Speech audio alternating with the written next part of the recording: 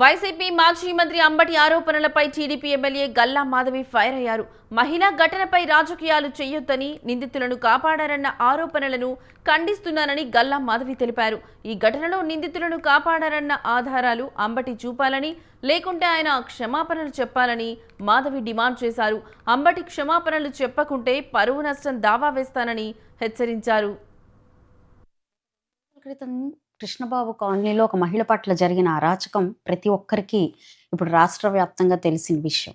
అయితే ఈ విషయానికి సంబంధించి దాని తాలూకు చర్యలకు సంబంధించి మహిళా కమిషన్ దగ్గర నుంచి కూడా ప్రతి ఒక్కరూ దీనికి తీసుకున్న చర్యలు ఏంటో చెప్పడం జరిగింది. ఈరోజు పోలీస్ స్టేషన్లో దీనికి కారకులైన వాళ్ళు శిక్షణ అనుభవిస్తూ ఉన్నారు. అయితే పరిస్థితుల్ని వక్రీకరిస్తూ కొత్త కథనాల్ని సృష్టిస్తూ ఈరోజు కొంతమంది నాయకులు తమ రాజకీయ లబ్ధి కోసం వాడుకుంటూ వినూత్నమైన వీడియోలు చేస్తూ అది మళ్ళీ ప్రజల్లోకి సోషల్ మీడియాలోకి సర్క్యులేట్ చేయడం మొదలుపెట్టారు.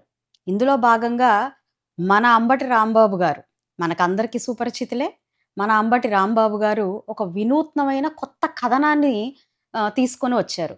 అయితే మనం జనరల్గా చిన్నప్పటి నుంచి కూడా పేదరాశి పెద్దమ్మ కథలు వింటూ ఉంటాం. పేదరాశి పెద్దమ్మ గురించి మనందరికీ తెలుసు. ఇక్కడ మనకి పేదరాశి పెదనాన్న అంటే మన అంబటి రాంబాబు గారు పేదరాశి పెదనాన్నలాగా, ఒక చిలక జోష్యుళ్లాగా, ఒక టీవీ రిపోర్టర్ లాగా మీడియా ముందు కూర్చొని ఈ కథనాలు ఇలా జరిగాయి, ఇది ఇలా జరిగింది అని ఒక ప్రత్యక్ష సాక్షిలాగా ఎమ్మెల్యే గారు ఇలా చేశారు, దానికి అనుగుణంగా పోలీస్ అధికారులు ఇలా ప్రవర్తించారు అంటూ ఒక వీడియోని రిలీజ్ చేయడం జరిగింది. గౌరవనీయులైన అంబటి రాంబాబు గారు చాలా